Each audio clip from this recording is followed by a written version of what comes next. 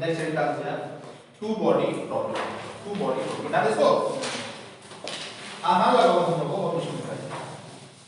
To body problem. अब यहां से देखिए लैग्रेंज वाला आपका ऑलमोस्ट क्या हो गया, खत्म हो गया। ऑलमोस्ट क्या खत्म ही हो गया, वही आखिरी एप्लीकेशन था। टू बॉडी प्रॉब्लम डाल दिया two body problem. Two body problem, two body problem, two body problem, two body problem, two body problem क्या है बताइए, टू बॉडी प्रॉब्लम, ठीक है ना। टू बॉडी प्रॉब्लम, ठीक है। नीचे the motion of earth, the motion of earth, the motion of earth around the sun, the motion of earth around the sun, the motion of earth around the sun, comma, the motion of the motion of the motion of moon, the motion of moon around the earth, the motion of moon around the earth, the motion of moon around the earth, comma, the motion of electron, the motion of electron, the motion of electron around the nucleus, the motion of electron around the nucleus, the motion of electron around the nucleus, motion of that one molecule, motion of that one molecule, motion of that one molecule, motion of that one molecule about an axis of rotation, about an axis of rotation, about an axis of rotation, etc, etc are an example of, are an example of, are an example of, are an example of two body problem, are an example of two body problem, ठीक है ना। An example of two body problem, ठीक है ना।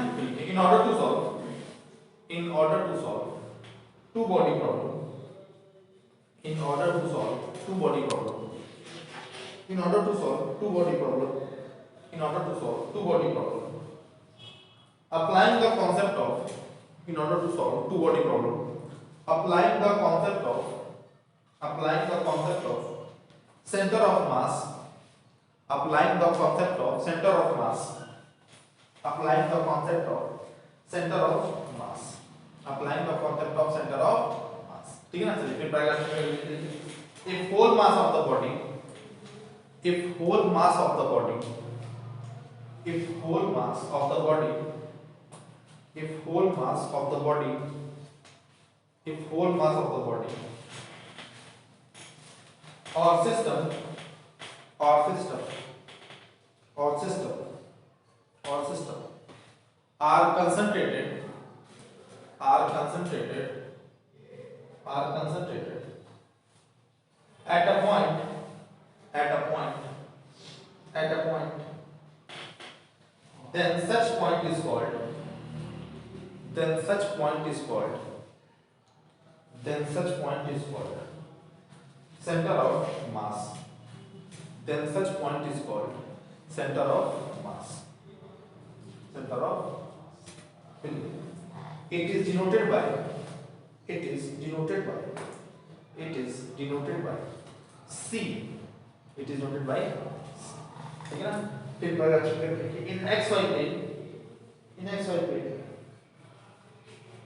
in xy plane consider, consider two masses, consider 2 two masses, two masses m1 and m2, consider two masses m1 and m2, m1 and m2 such that, such that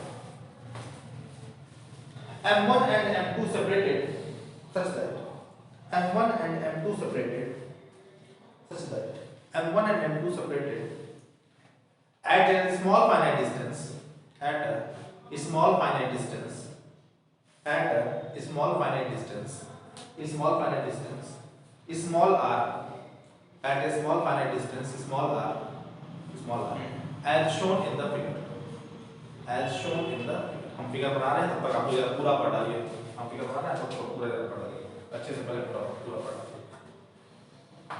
कोई इसमें नई चीज नहीं है, आपको पहले से जानना है, कोई नजरों का धोखा, कोई जादू टोना इसमें नहीं है। आप इन चीजों को पहले से क्या करना है बेटा,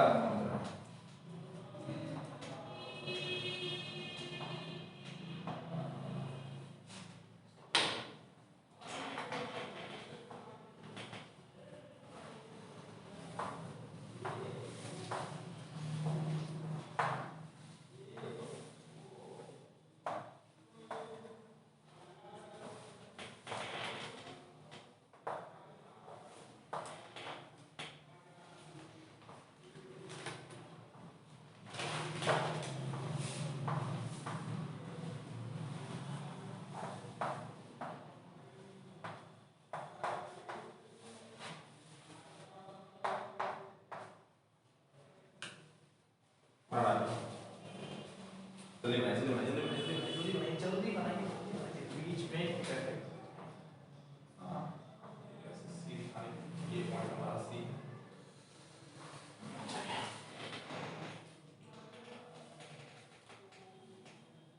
ये कहीं देखा हुआ लग रहा आप लोगों को?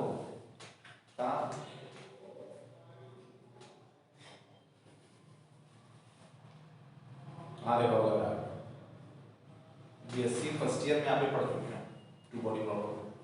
कहाँ सर कोरोना वोरोना में सब जाता है, कमजोर हो गई है, जिंदा बचे कोरोना में, बड़ी बात है सर। आप पूछ रहे हैं इतना बड़ा महामारी के बाद दिमाग काम करेगा किसी का? कोरोना में सब लोग बच गई, बड़ी बात है कि नहीं?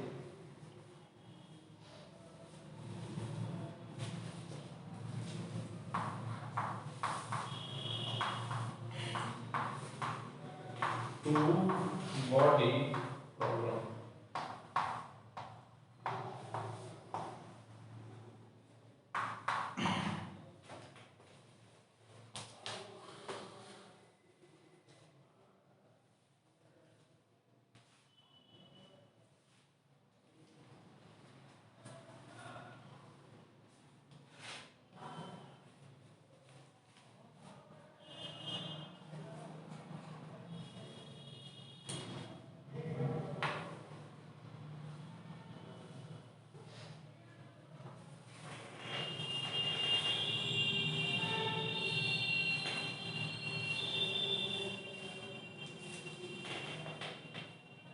ठीक है? टू बॉडी प्रॉब्लम आप ऑलरेडी बीएससी फर्स्ट ईयर में क्या कर चुके बेटा, पढ़ चुके, ठीक है ना? और उसी सेम प्रॉब्लम को आपको यहाँ पे क्या करना, पढ़ना है, पैटर्न आपका सेम है, ठीक? इससे एसोसिएटेड आपका केपलर्स लॉ होता है ना? बीएससी फर्स्ट ईयर में केपलर्स लॉ पढ़ा होगा और ये भी दोनों टॉपिक आपने पढ़ा होगा। तो वहां पर जो केपलर्स लॉ हम लोग प्रूफ करते थे, किससे करते थे? फोर्थ इक्वेशन की हेल्प से। यहाँ पर केपलर्स लॉ हम लोग किससे प्रूफ करेंगे? एनर्जी से, लैग्रेंजियन की हेल्प से। बात समझ आ रहा है ना? अप्रोच बदल जाएगा, देखिए अप्रोच बदल जाएगा। और ये पूरा आपका एक यूनिट है, अगर आप सिलेबस देखेंगे तो ये बीएससी थर्ड ईयर में पूरा यूनिट है, पूरा यूनिट है। इसको भी हम बिना यूनिट के इसी मैटर एसोसिएटेड करके पढ़ा दे रहे हैं, ठीक है? इसी में एसोसिएटेड पढ़ा दे रहे हैं, काम आपका चल जाएगा, ठीक है? क्योंकि ले दे करके लैग्रेंजियन का ये एप्लीकेशन है भाई, केपलर्स लॉ को आप लैग्रेंजियन की हेल्प से प्रूफ करेंगे ना, तो लैग्रेंजियन एक तरीके से एप्लीकेशन ही हो गई। बीच में बस एक टॉपिक आपको उसका पढ़ना है, बॉडी प्रॉब्लम, तो उसको टॉपिक तरह पढ़ लेते हैं और फिर एप्लीकेशन मतलब लैग्रेंजियन के एप्लीकेशन से उसको सॉल्व कर लेंगे, एक यूनिट आपके और खत्म हो जाएगा, ठीक है ना? चलिए आगे लिखिए इसको, in figure, in figure, in figure, in figure, in figure, ठीक है ना? इन फिगर, चलिए इन फिगर ओ क्या है बेटा बताओ? तो ओ को हम कहते हैं, ओ देखिए इन फिगर ओ क्या है हमारा? ओ को लिखिएगा रेफरेंस पॉइंट और ओरिजिन। ओ हमारा क्या कहलाता है बेटा? रेफरेंस पॉइंट, ऐसी को बेटा हम क्या कहते हैं? ओरिजिन कहते हैं। रेफरेंस पॉइंट और ओरिजिन, रेफरेंस पॉइंट और ओरिजिन, ठीक है ना? सी क्या कहलाता है बेटा हमारा बताओ? Centre of mass. Very good. C क्या कहलाता है हमारा? Centre of mass, centre of mass, centre of mass, ठीक है ना? चलिए लिखिए, vector r is equal to क्या? वेक्टर r क्या हो जाएगा बेटा बताओ? तो वेक्टर r क्या हो जाएगा? Position, position vector of, position vector of, position vector of centre of mass, position vector of centre of mass, position vector of centre of mass, position vector of centre of mass with respect to with respect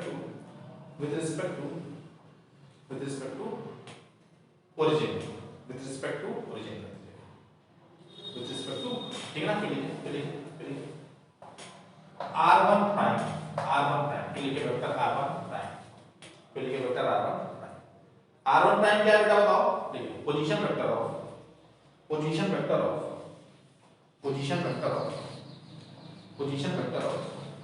mass m1 position vector of mass m1 position vector of mass m1 with respect to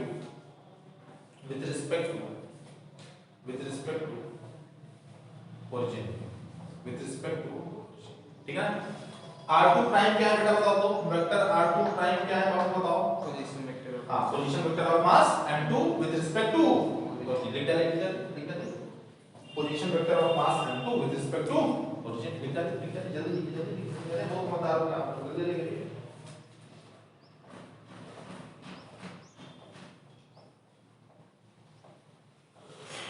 ठीक है बेटा।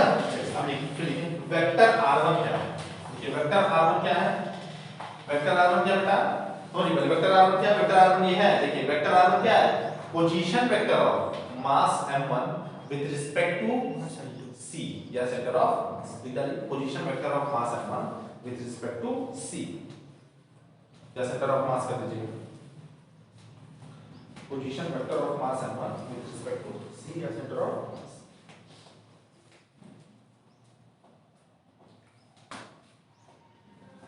ठीक है। और vector r2 क्या है आपको बताओ तो जरा। क्या हो जाएगा बाबू। Position vector of m2 with respect position vector of mass m2 with respect to centre c या सेंटर ऑफ मास।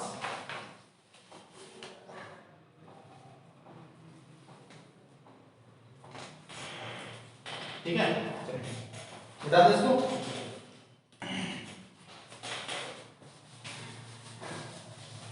तो फिगर का सिस्टम समझ में आ गया आपको। ठीक है लिखिए फ्रॉम फिगर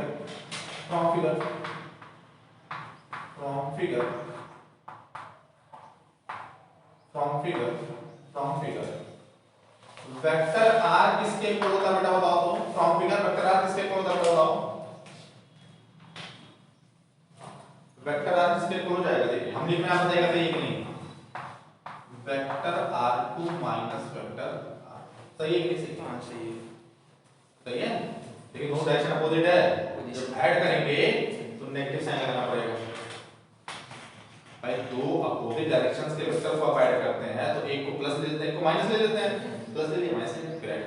ठीक है इसको इक्वेशन नंबर क्या बना देते हैं। इक्वेशन नंबर 1 या हम इक्वेशन नंबर 1 ठीक है। और यहीं से this implies that vector r2 किसके इक्वल हो गया। किसके इक्वल हो गया बेटा बताओ तो। Vector r plus vector r इसको इक्वेशन नंबर 2 बना देते हैं। आसान है मुश्किल है। बहुत आसान है मुश्किल है ये भाई। वेरी गुड शामिल देखिए take moment of masses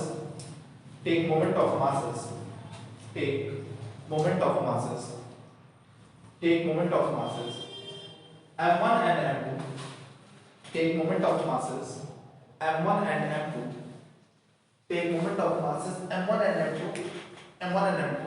with respect to center of mass b get with respect to center of mass b ठीक है ना। चलिए मोमेंट ऑफ मासेस कैसे निकालेंगे बताइए। मोमेंट का मतलब क्या होता है डिस्टेंस से मल्टीप्लिकेशन किसके रिस्पेक्ट में सेंटर ऑफ मास है। ठीक चलिए आप ये बताइए m1 का सेंटर ऑफ मास से डिस्टेंस कितना है बेटा r1। m2 का डिस्टेंस कितना है बेटा सेंटर ऑफ मास से r2 है। बात समझिएगा m1 का centre of mass distance r1 m2 का सेंटर ऑफ मास डिस्टेंस कितना बेटा r2 और किसके रिस्पेक्ट में निकालना है सेंटर ऑफ मास के। तो सेंटर ऑफ मास का to centre of mass distance कितना है 0, तो राइट हैंड साइड क्या हो जाएगा बेटा 0। बात समझ आ रहा है? तो यहां से m1 r1 वेक्टर r1 किसके इक्वल हो जाएगा माइनस m2 वेक्टर r2। इसको इक्वेशन नंबर कितना बना देंगे इक्वेशन नंबर 3। छापे जल्दी छापे जल्दी छापे जल्दी छापे जल्दी छापे। ठीक है बेटा, फिर using equation 2 in equation 3 using equation 2 in equation 3 using equation 2 in equation 3 using equation 2 in equation 3 we get equation 2 को equation 3 में यूज करेंगे तो क्या मिलेगा बेटा बताओ तो m1 वेक्टर r1 किसके इक्वल हो जाएगा बेटा बताओ तो minus m2 vector r plus vector r1। ठीक है, चलिए यहां कितना आ गया बेटा बताओ फिर m1 plus m2 vector r1 किसके इक्वल आ गया बेटा बताओ माइनस m2 वेक्टर r। ठीक है, तो यहां से r1 बराबर किसके इक्वल आ गया बेटा बताओ तो minus m2 vector r upon m1 plus. ठीक है, इसको डब्बे में कर दीजिए।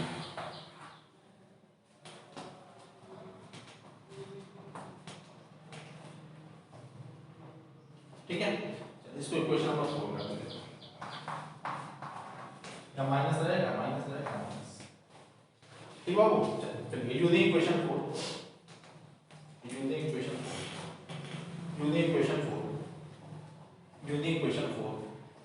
In equation 3 using equation 4 in equation 3 using equation 4 in equation 3 using equation 4 in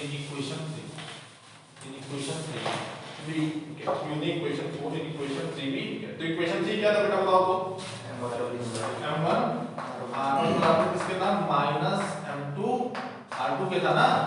जब r1 की देखिए समझ पाए, जब r1 की वैल्यू आप रखेंगे r1 बराबर इसके देखिए m2 कैंसिल हो जाएगा माइनस माइनस कैंसिल हो जाएगा, तो वेक्टर r2 बराबर किसके इक्वल हो जाएगा बताइए तो minus m1 upon m1 plus m2 vector r। ठीक है, इसको इक्वेशन नंबर कितना बना देंगे बेटा इक्वेशन नंबर 5। इक्वेशन नंबर कितना बना देंगे इक्वेशन नंबर 5।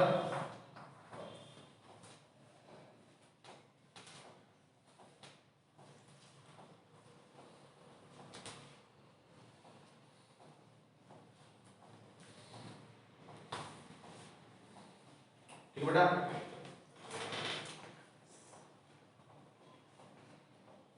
जो दिक्कत है देखिए डिफरेंशिएटिंग इक्वेशन 4 और 5 देखिए डिफरेंशिएटिंग इक्वेशन 4 और 5 डिफरेंशिएटिंग इक्वेशन 4 और 5 डिफरेंशिएटिंग इक्वेशन 4 और 5 डिफरेंशिएटिंग इक्वेशन 4 और 5 with respect to time differentiating equation 4 and 5 with respect to time differentiating equation 4 and 5 with respect to time we get क्या मिलेगा बेटा बताओ इक्वेशन 4 and 5 से डिफरेंशिएट का टाइम रिस्पेक्ट में, तो लेफ्ट हैंड साइड में क्या मिलेगा हमको r1 डॉट और राइट हैंड साइड में क्या मिलेगा r डॉट, क्योंकि मास तो डिफरेंशिएट होगा टाइम रिस्पेक्ट। ठीक, यहां पे क्या मिलेगा हमको r2 डॉट और यहां क्या मिलेगा बेटा r डॉट, डब्बा हटा दीजिएगा, इसको इक्वेशन नंबर 6 कर दीजिएगा, इसको इक्वेशन नंबर 7 जल्दी करिए डब्बा हटा के लिखिएगा, उसमें डिफरेंशिएट करना है जी, उसमें कर दिए क्या वेरी गुड ये थर्ड ईयर के बच्चे बताइए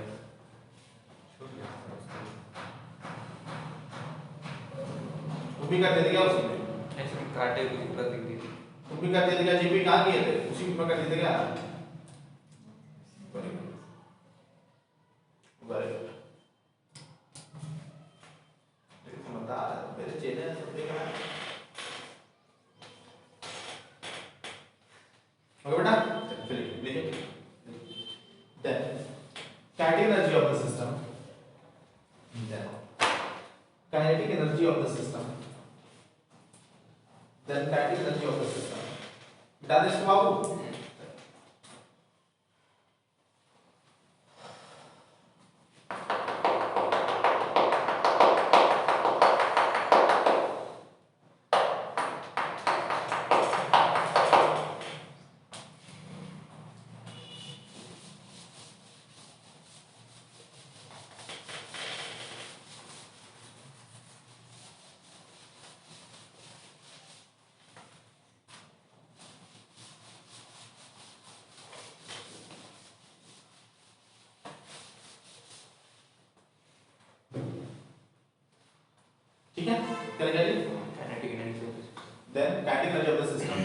गिवन बाय क्या हो जाएगा कि t इज इक्वल टू किसके इक्वल हो जाएगा बेटा बताओ तो 1/2 m1 r1 डॉट का whole square plus 1/2 m2 vector r2 dot का whole square.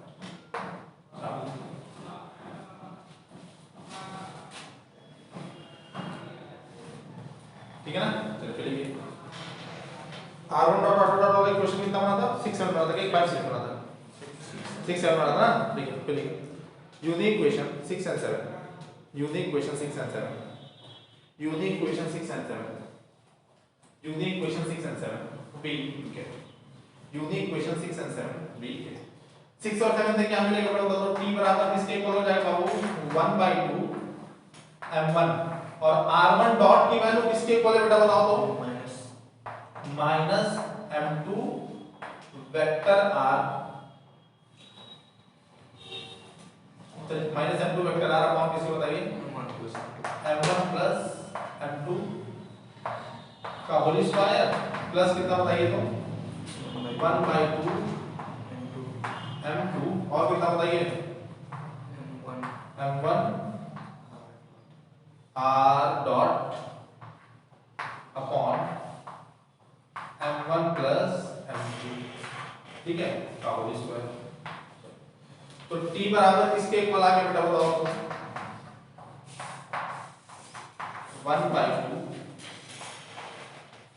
m1 plus m2 1/2 m1 plus m2 का होल स्क्वायर।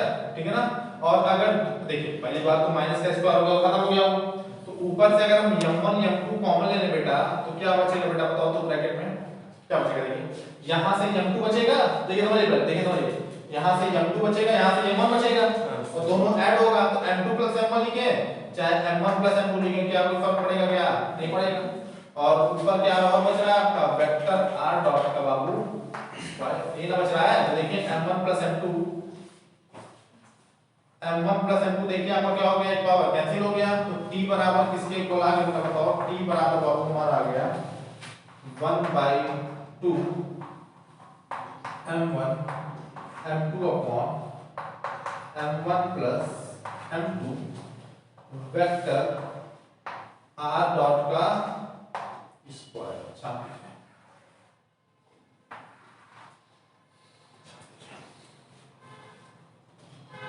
कोई दिक्कत है अच्छा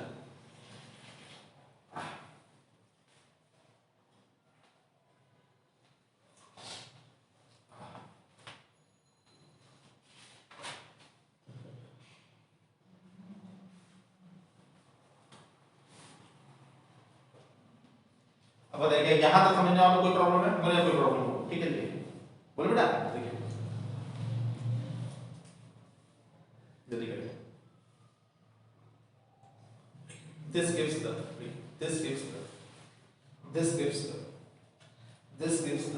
kinetic energy this gives the kinetic energy of the system this gives the kinetic energy of the system this gives the kinetic energy of the system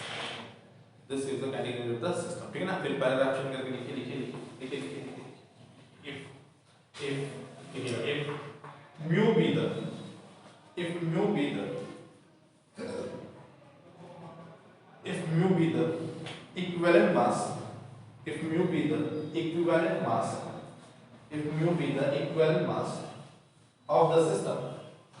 if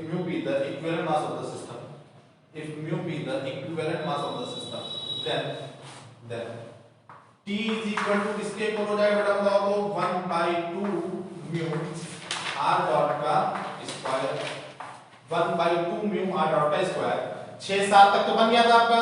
ये कितना हो गया बेटा बताओ इक्वेशन नंबर 8 और ये कितना हो गया बेटा इक्वेशन नंबर 9। जल्दी करिए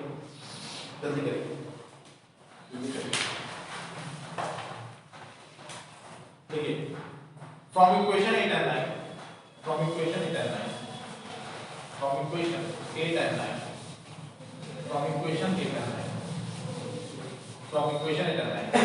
we get from equation 8 and 9 v, ठीक है। इक्वेशन 8 और 9 से क्या हमें बताया, म्यू इक्वल टू किसके इक्वल आ जाएगा, m1 m2 upon m1 plus m2, m1 m2 upon m1 plus mu equal to m1 m2 upon m1 plus, ठीक है बेटा, ठीक है। और दिस इज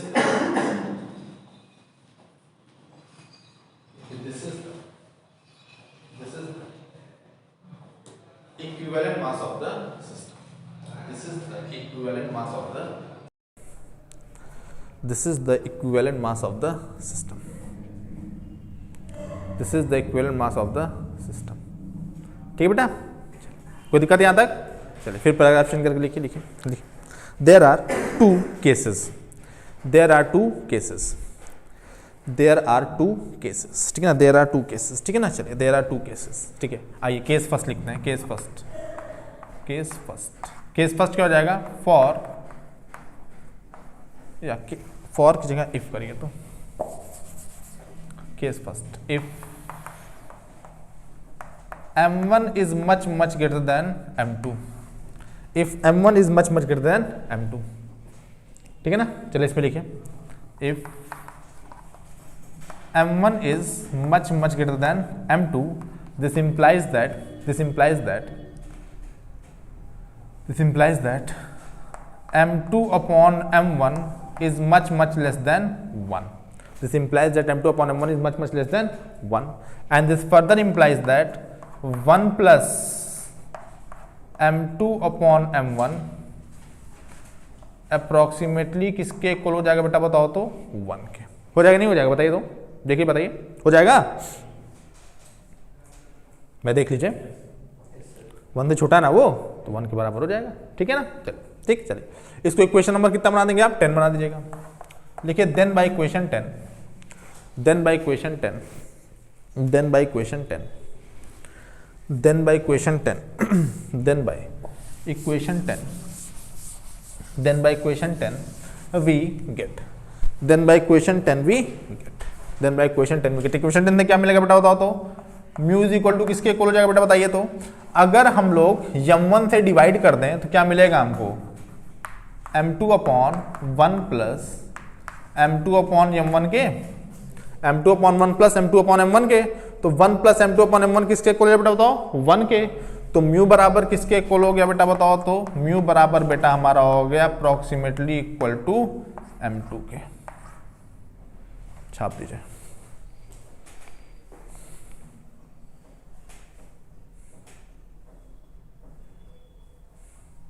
फिर लिखिए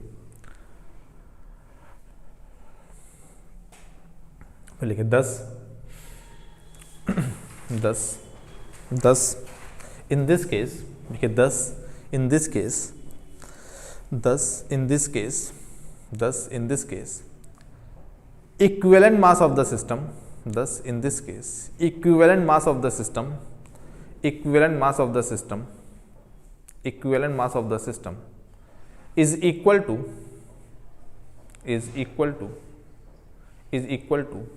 mass of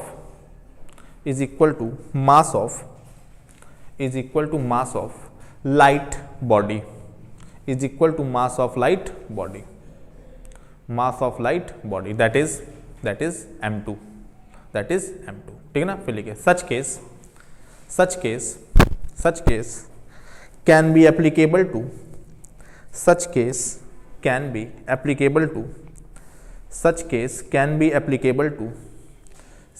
can be applicable to motion of planet around the sun, motion of planet around the sun, and motion of satellite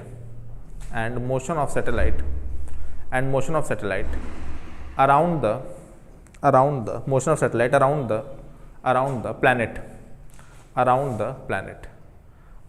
the planet, फिर लिखिएगा etc around the planet etc, ठीक है ना। चलिए case second आइए देख लेते, लिखिए case second if m1 is approximately equal to m2, if m1 is approximately equal to m2, तो और यही किसके इक्वल हो जाएगा बेटा बताओ तो, मान लिया कि वो किसके इक्वल है बेटा, हमारा स्मॉल m के है, ठीक है ना। तो आइए देखते हैं क्या मिलेगा हमको। तो यहां से m1 अप्रोक्सीमेटली किसके इक्वल हो जाएगा बेटा बताओ तो, m2 के, ठीक है ना। और m2 अपॉन m1 किसके इक्वल हो जाएगा बेटा बताओ तो, 1 के। तो 1 प्लस m2 अपॉन m1 किसके इक्वल हो जाएगा बेटा बताओ तो, 2 के, ठीक है ना। फिर लिखिए then by equation 10, then by equation 10, then by equation 10, then by equation 10 we get, then by equation 10, जल्दी पहले कर लीजिए, लिखिए पहले,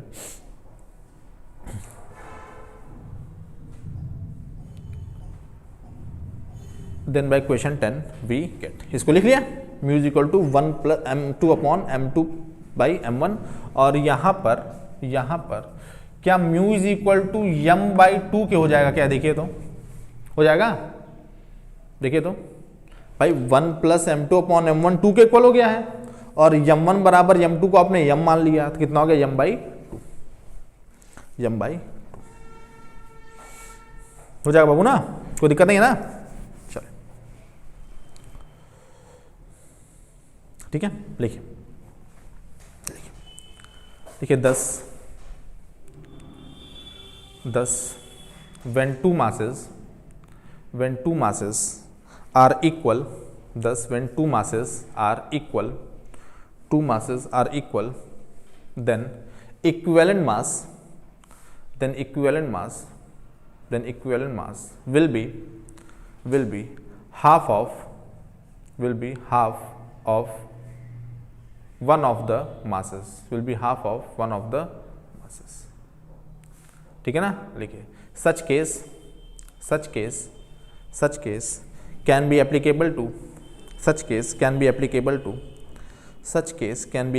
to homonuclear diatomic molecules, such case can be applicable to homonuclear diatomic molecules, ठीक है ना। चलिए फिर एक इंपॉर्टेंट लाइन लिखिए, होमोन्यूक्लियर डायटोमिक मॉलिक्यूल, फिर एक इंपॉर्टेंट लाइन लिखिए in both cases paragraph change करके, in both cases we see that equivalent mass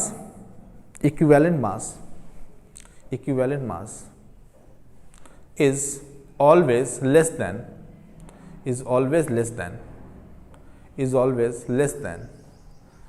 total mass of the system, is always less than total mass of the system,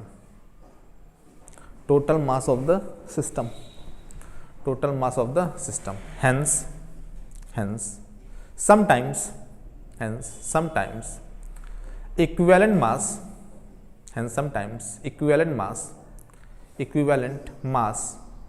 is also called